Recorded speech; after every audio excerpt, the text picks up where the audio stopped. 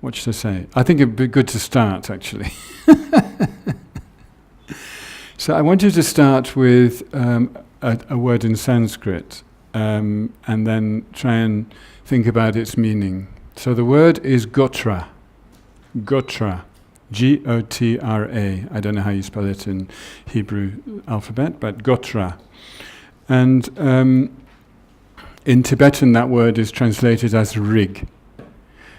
Now, when we come to translate it into English, there are different translations. There are 3 different words which are used, and I find it helpful to think about the connection between the 3 translations.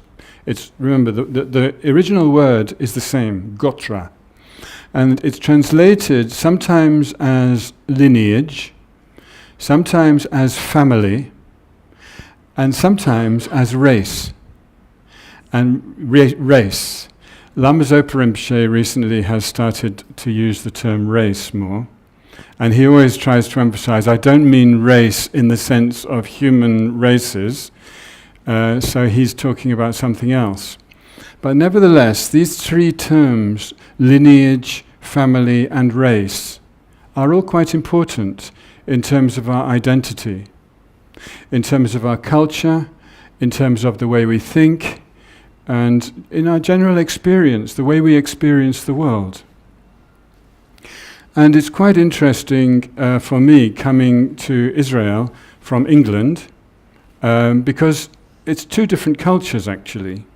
Although as humans we have more in common than we have difference, I think we need to always remember that. All humans have so much in common, and the differences are relatively small.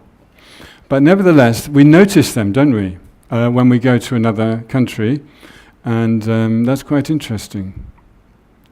But also between our family, thinking of our family. What is a family, after all? I mean, usually going into the family, there are 2 lines, the line of the father and the line of the mother, isn't it? So when we say line is connected to the word lineage, okay? So lineage is quite an important term when it comes to spiritual things, because we have a spiritual lineage.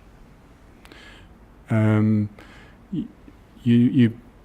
of you know about this group is in the lineage of Lama Zopa Rinpoche and Lama Yeshe and His Holiness Dalai Lama and Lama Tsongkhapa. So even within Buddhism, there are different lineages, and it's a bit like the race. We should really emphasize what's the same between them, because they all follow the same Buddha, and they all have a Dharma which is to free people from suffering, and a Sangha whose job it is to try and help people to transform themselves and improve the mind. So we shouldn't emphasize the differences too much. But still, if we pretend there are no differences, that's also a mistake. So it's quite good to have a sense of one's lineage in spiritual things. And most of us have several lineages, so it's nothing unusual if you think, oh, what's my lineage? Maybe it's that one, maybe it's that one, maybe it's that one. That's okay. It's normal, especially in the modern world. In the ancient world, it was more or less, where did you live? You couldn't really travel around much, so you took the teachings of the teacher of your location. That's how it was, not just in Buddhism. In all the traditions of the world, you more or less followed the tradition of your place. But now it's completely different, isn't it? Especially with the internet. I mean, you can choose almost anything. And many people mix them all to make something personal. Oh, I have my own mix, my own recipe for Trina. I put this in and this in and this in, and it's special. It's different from everybody else's, and because of that, I'm unique. And that's fine, of course we are unique, but in terms of lineage, there's something even more special about being clear. And so sometimes we talk about following a particular lineage as our main sort of direction for learning and development. And then we can take teachings from different places and they help. They support what we're doing. And that's kind of my way, personally. So I'm partly saying this to help you understand a bit about me. And Shan, my wife, we're similar in that we took teachings from teachers who are in the lineage of Lama Tsongkhapa, mostly, and Lama Zopa Rinpoche, Lama Yeshe, and particularly in London in the 80s, our teacher was Geshe Wangchen, who has now passed away.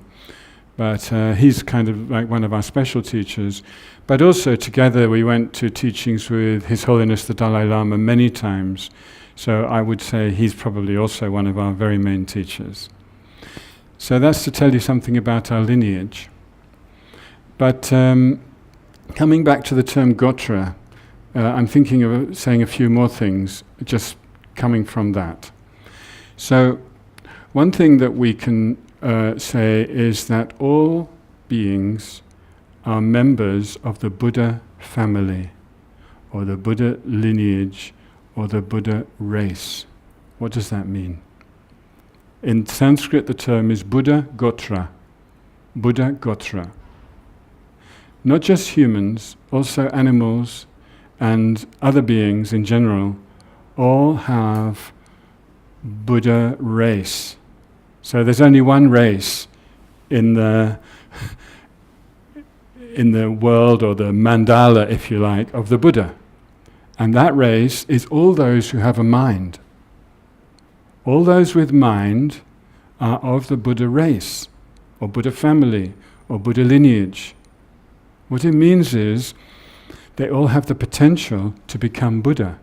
So family is quite useful, because you are born into a family and you start off a little baby and, completely helpless, depending on the parents, the mother especially, and then you grow up and gradually you become more responsible, and then your parents start to get older, and then you have to become stronger, and they rely on you.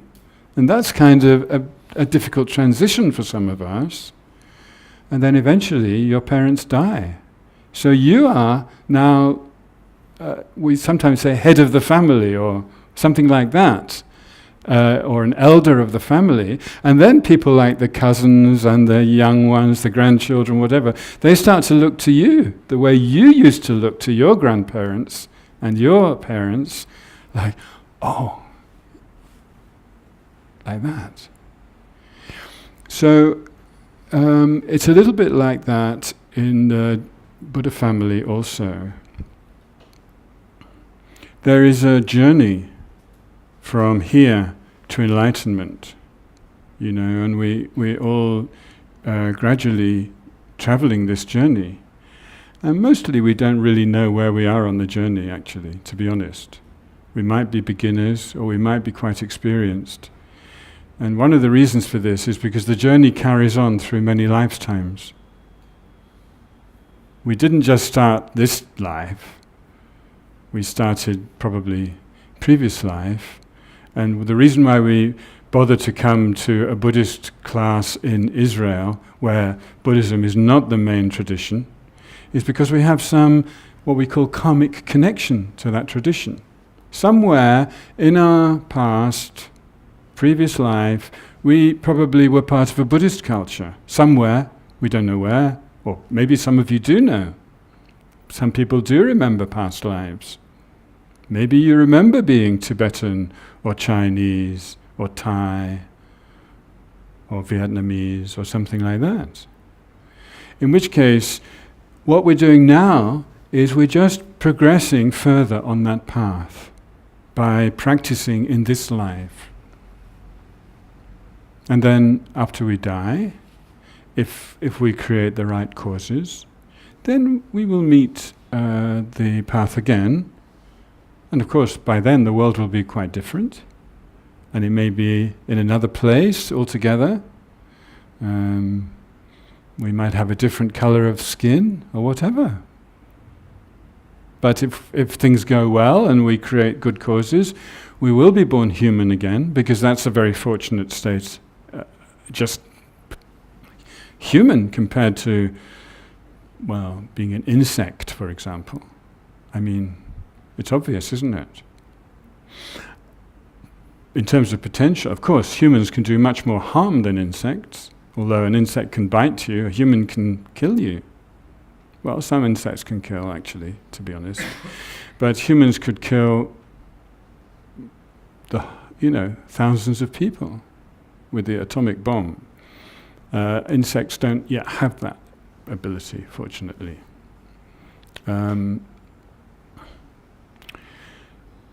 So we are all part of the Buddha Gotra. And the reason for this is because our mind is essentially pure. What does pure mean? Pure means having the nature of emptiness.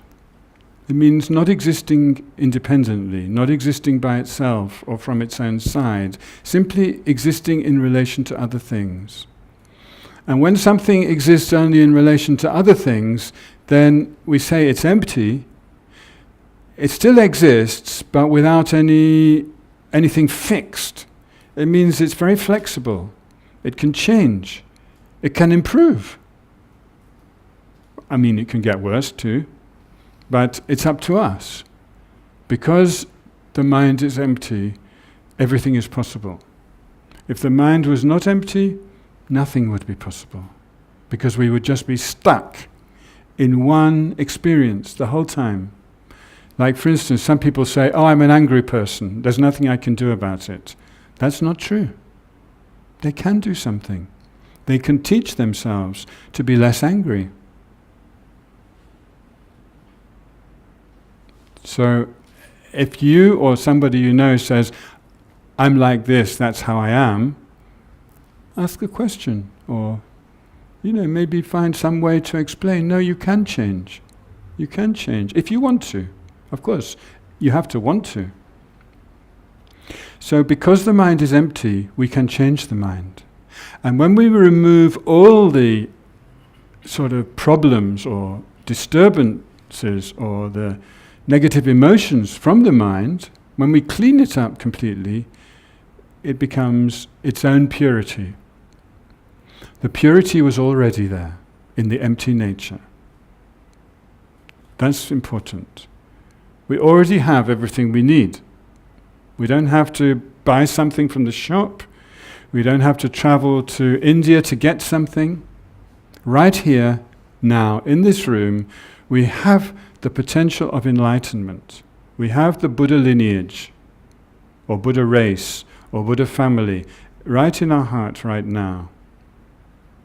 And this is true about all beings everywhere. Now, something else about family. I just thought maybe, I've been thinking about my own family a little bit, and I'll explain why. But I thought it might be interesting to you also, because I'm from a mixed race background. You know the term mixed race? My father was Jewish, and my mother was from a Christian family. Neither of them was really very religious. In fact, my father wasn't religious at all, but my mother was, maybe a little bit.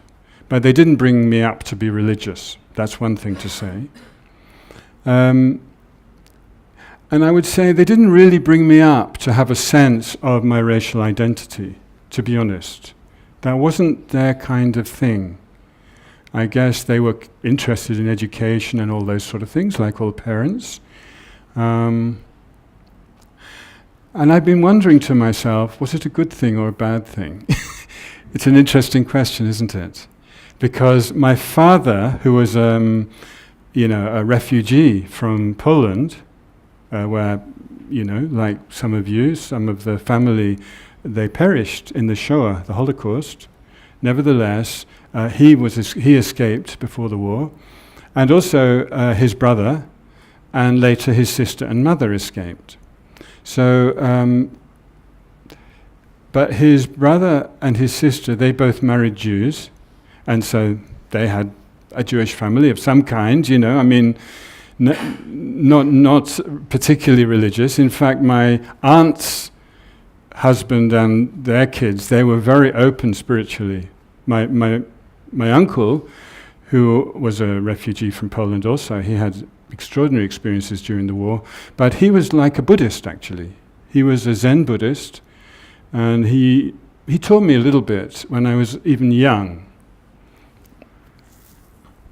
Then my father's brother, they also Jewish, husband and wife. And my cousin Daniel, he lives in Israel now, and he's Haredi. It's quite interesting. Which his father was found quite difficult actually, because his father was very kind of secular. In fact, my father, his father, they were both quite left-wing, and their main interest was, let's try and create, after all the terrible things that happened, let's just try and create a better world. So my uncle, one of his main things in life was to help create the European Union, which is, for the purpose, so we don't have another war in Europe, really. And it's proved true, it did stop. And now the British so stupidly decided they want to leave, which I must tell you, we don't agree with that, but what to do? So-called democracy. Anyway.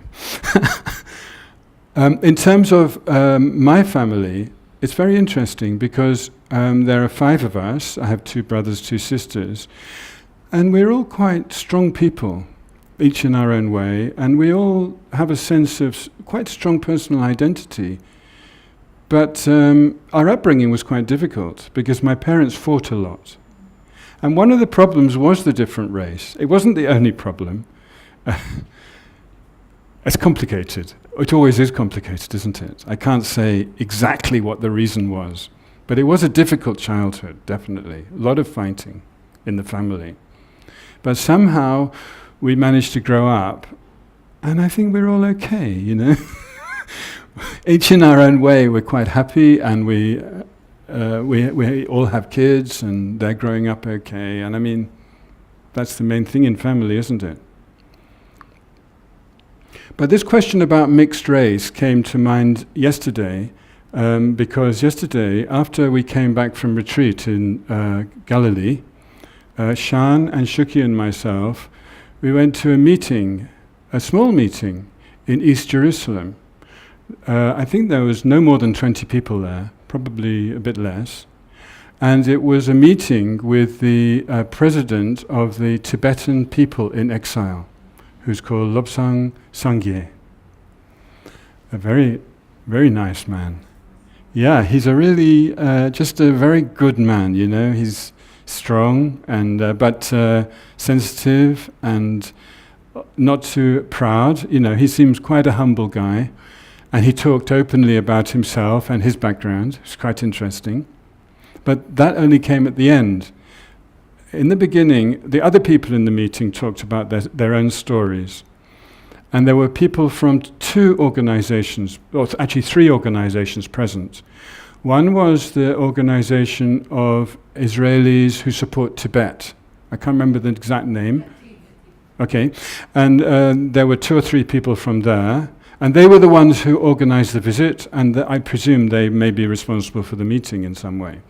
But the other 2 organizations you probably know. One is Combatants for Peace, and the other one is the Family Circle with bereaved. Yeah. And there was a 4th organization. Shantideva Study Group. That's what we were representing, this group. And we were invited for very good reason, because Shantideva Study Group has now been involved in 3 meetings altogether, which have involved these 2 other organizations, Combatants for Peace and the Family Circles, and also previous ones were with Tibetan lamas, Geshe Tenzin Zopa and Dagri Rinpoche. And now this one was with the president of the Tibetans in exile. So it's a very interesting sort of relationship. We've got organizations who are, in their own ways, really concerned about violence. They really, really are against violence, and particularly between Israel and Palestine. That is their main sort of issue. And of course, being non-violent is the root of the Buddhist ethics.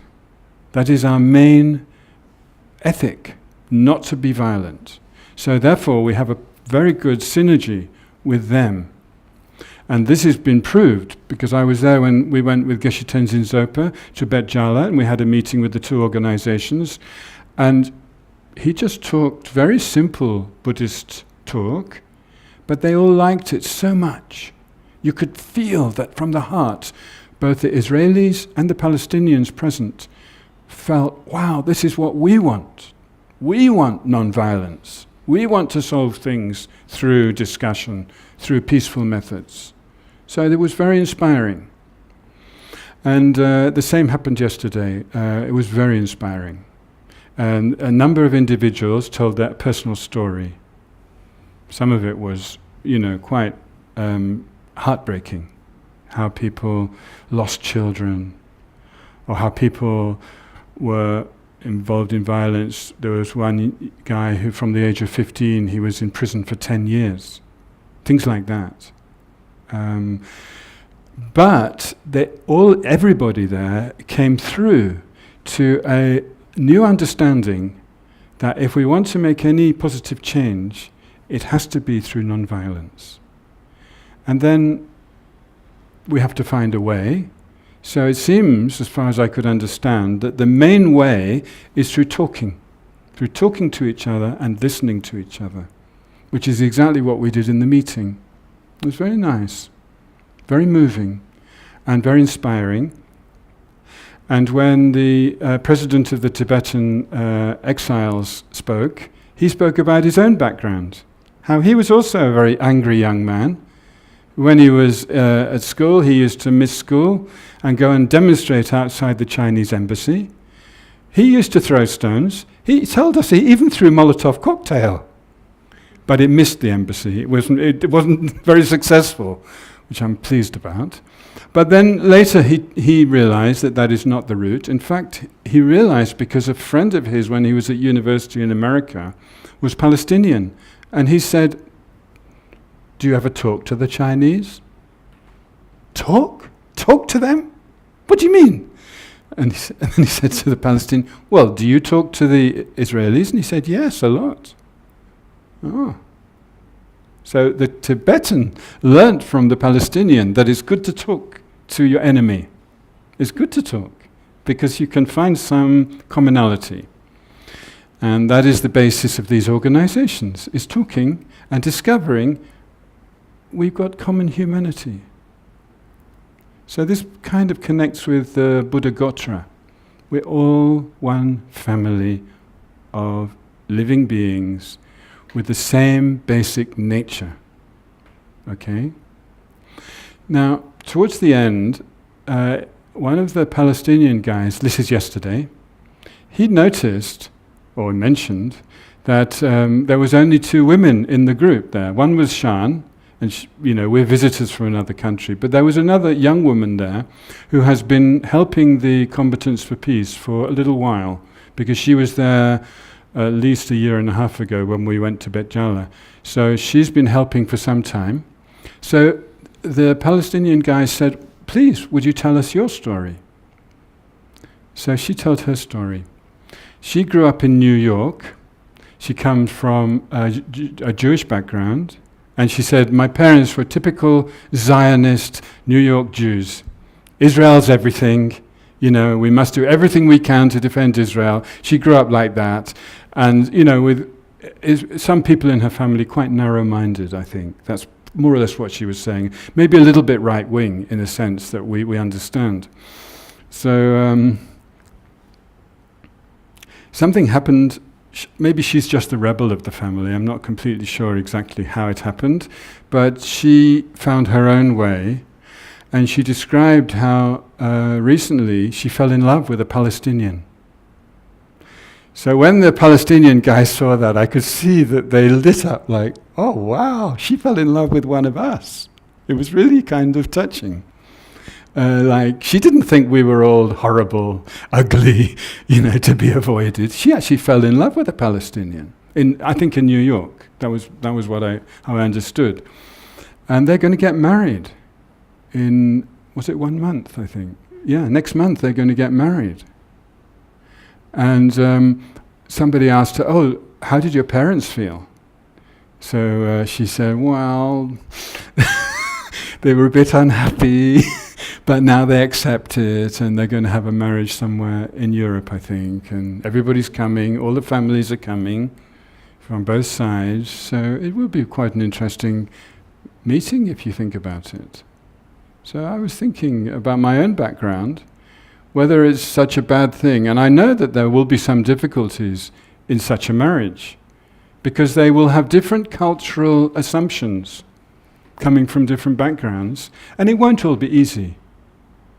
But something's connecting them, isn't it? And that's love. I mean, she said that, so I believe that. She wouldn't be doing it if she didn't love the guy, and I'm sure he wouldn't marry her if he didn't love her, because it's going to be problematic for him with his family too. Okay. So I think it's very interesting.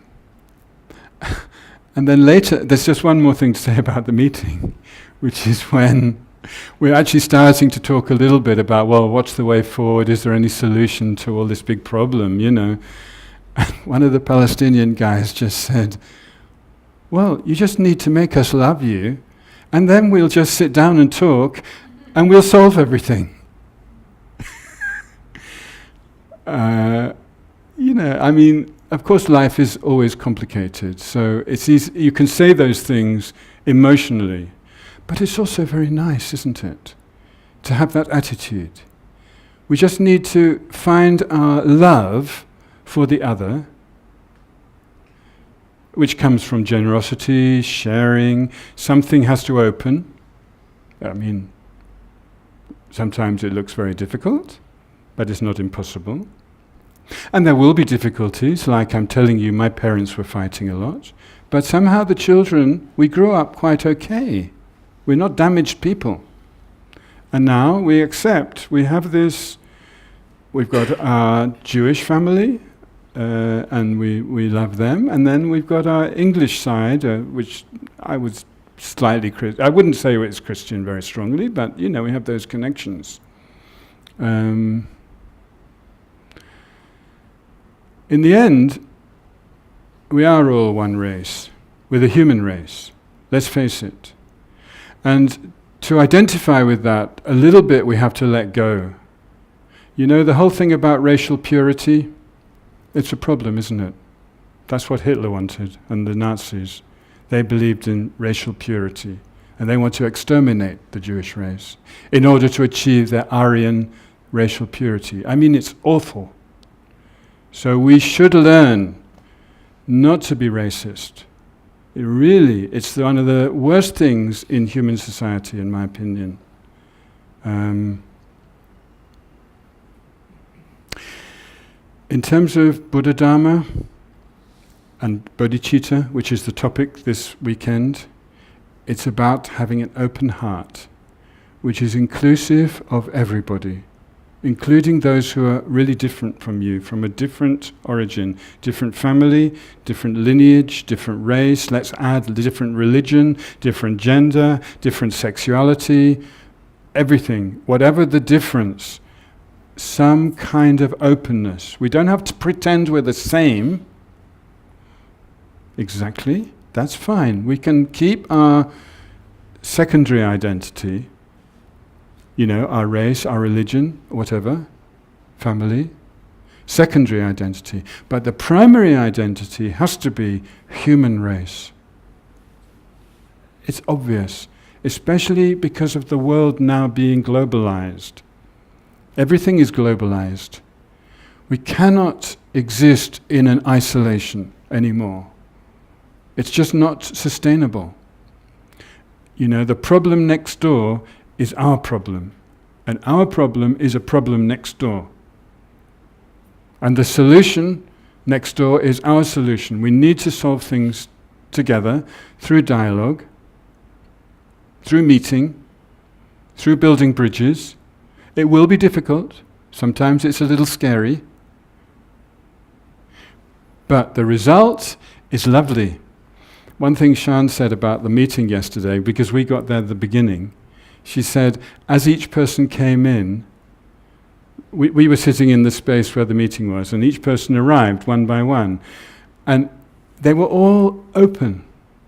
Whatever group they came from, whatever background, when they arrived, they were open to everybody. And you could admire each person individually just for being open. It was a very nice thing. I don't know, do you want to add anything, Shani? No, okay. Okay. Unless you say something about Go on. Yeah, say something. That'd be nice, yeah. But you have to switch on, do you? No, I don't think it's on. Did we actually turn it off? Oh, yeah. I think it's switched off there. Okay.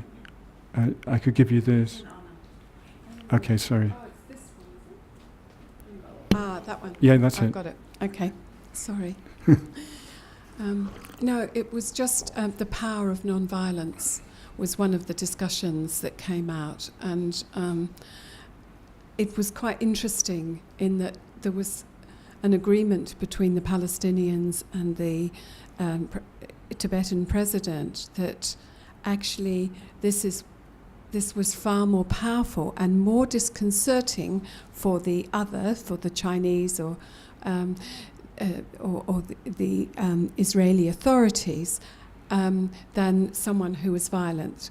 You know what to do. You know what you can do with someone who's violent. You keep your, you attack first, or you use strength to harness that.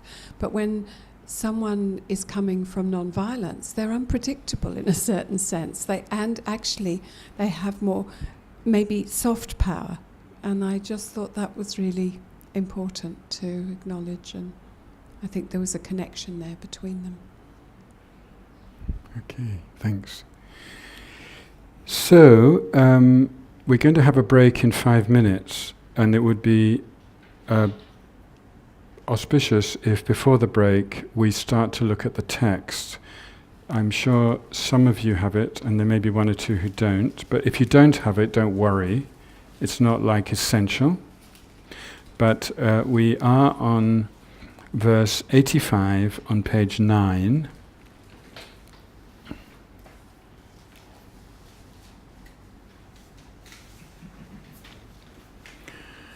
And we'll just look at verse 85, and then we'll have a break.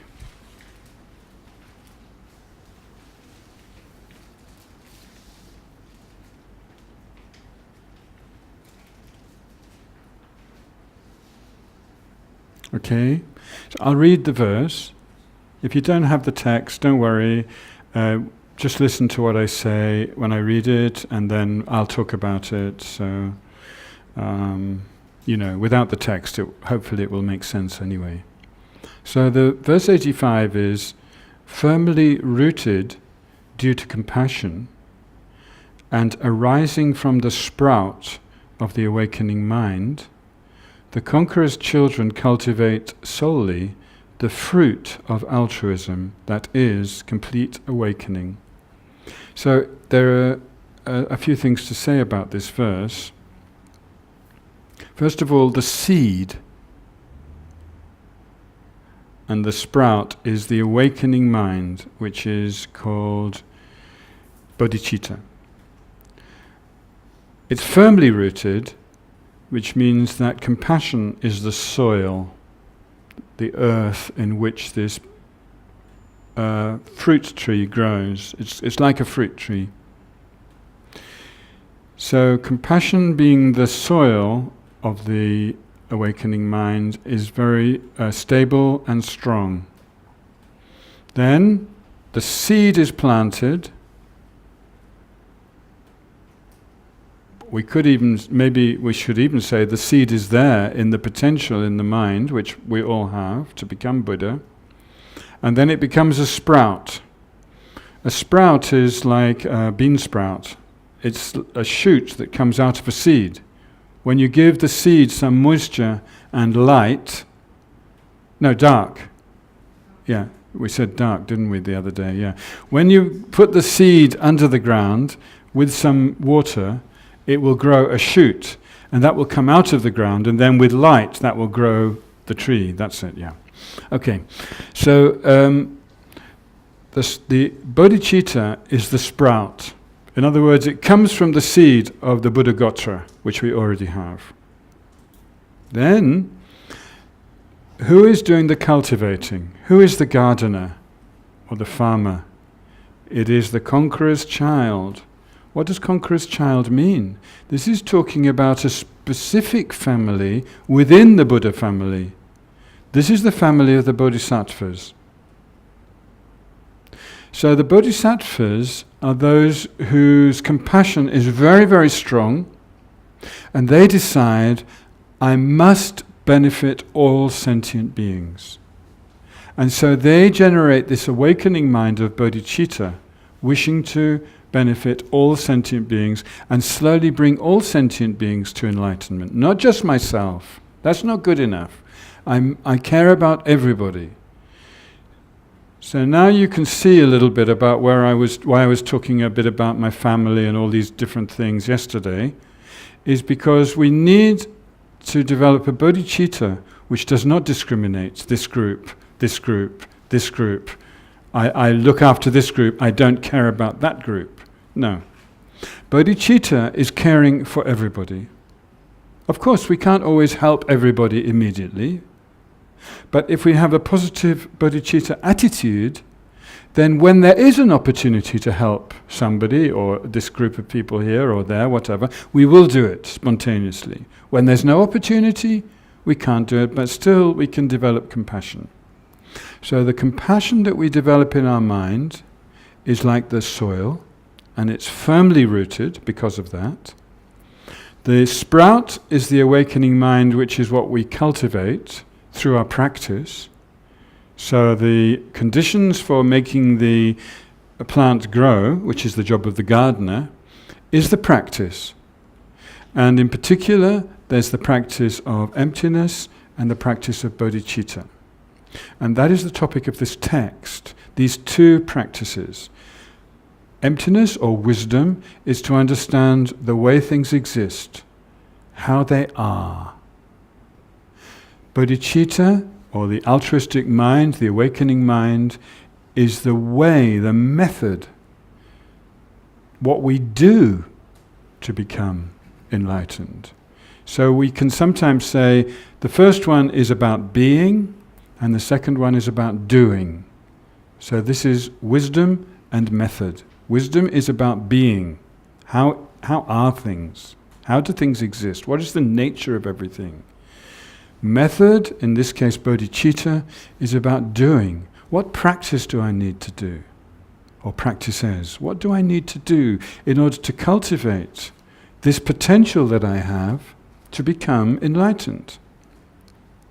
So the conqueror's children cultivate slowly, solely, that means only, the fruit of altruism.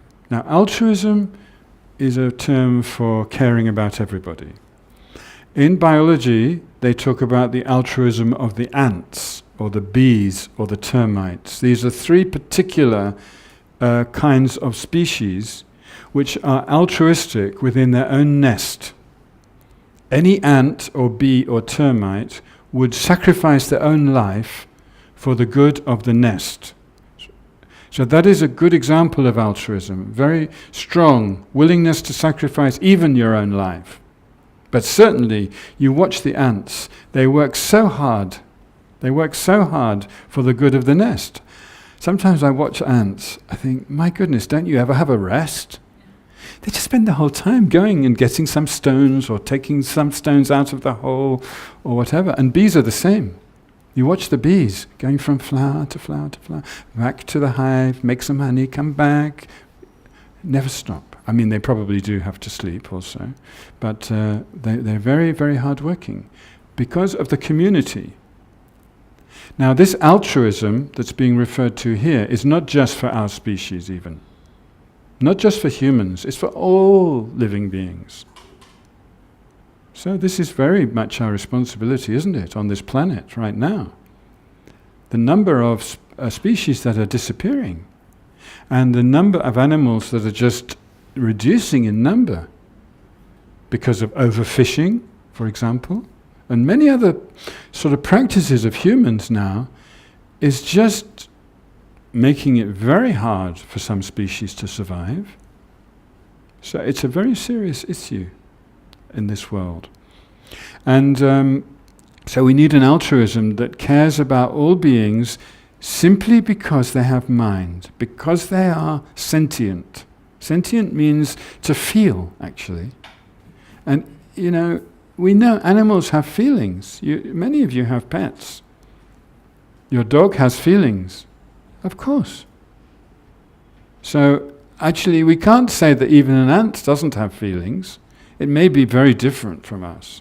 But I'm sure that the ant has some kind of feeling. Like when they help the queen ant, or queen bee, or whatever it is, I'm sure there must be some kind of... It's hard to know, isn't it? But some people think, oh, animals don't have feelings. They're just like little machines. They just do it because they have to. I don't think so. I think they also must feel some inclination to go there and do that. That's my projection. Okay, sorry. So the fruit of altruism, so coming back to the analogy of a tree, if the tree is good, there'll be many fruits. And the fruits can nourish others. So that's why this fruit is very important. And this fruit here is complete enlightenment. So it starts with the seed, which is already here in us, which is our Buddha Gotra. Sometimes we say Buddha nature, Buddha family, Buddha race, Buddha lineage. Then there's cultivating it with the practice of bodhicitta, which is like the light, the moisture, whatever it needs to grow. And we have to be like a cultivator is like a gardener. We have to take care of this plant through our practice, through protecting our mind from negative influences, all these kind of things. And then slowly, slowly, slowly, the fruit will come. In fact, you don't have to think too much about the fruit. You just have to do the practice. The gardener just has to look after the plant where it is now. What does it need now? Does it need more water or less water? Does it need some shade? What does it need?